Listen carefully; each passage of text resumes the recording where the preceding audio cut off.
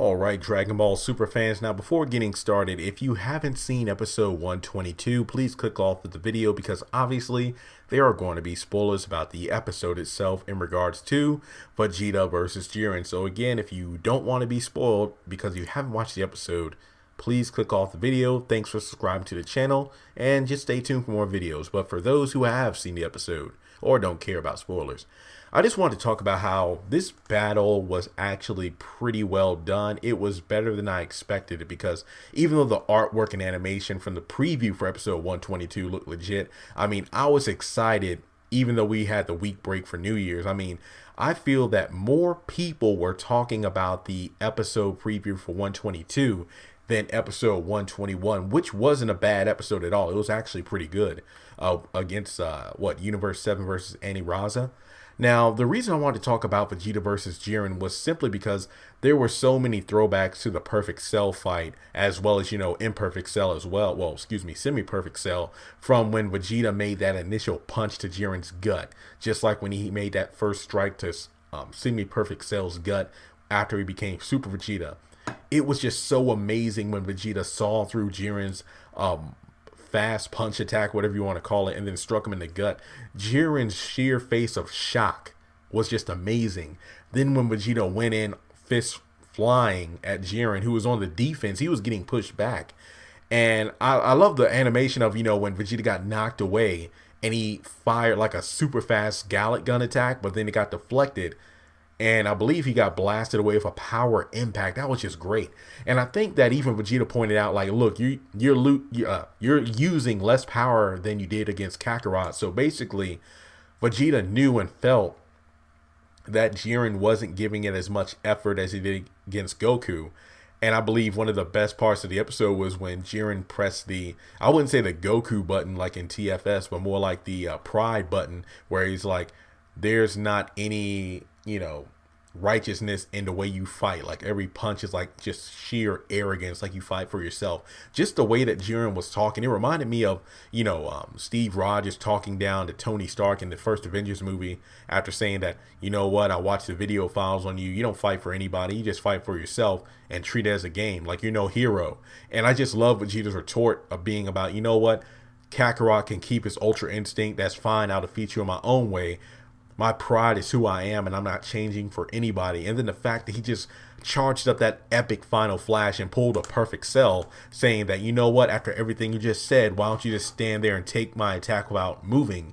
Just like against Perfect Cell, where he baited Cell into saying, if you really want to test your perfect form, stand right there and take my final flash after it's fully charged.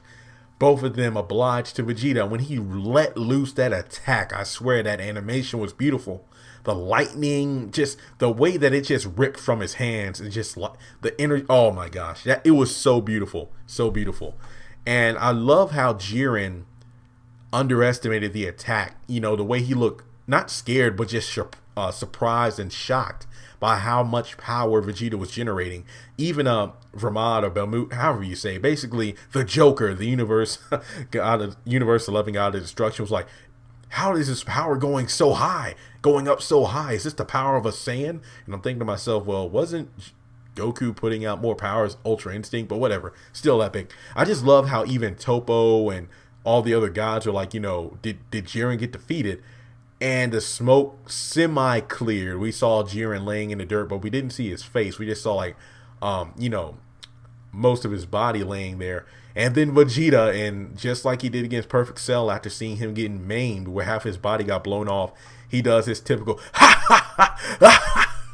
there, I defeated him. The strongest being in the universe is the Saiyan. He couldn't even finish the sentence before he looked at the smoke cleared. Jiren was nowhere to be seen. And then Goku just screamed out Vegeta. And that blast to Vegeta's gut that like electrocuted him before exploding was just, oh my God.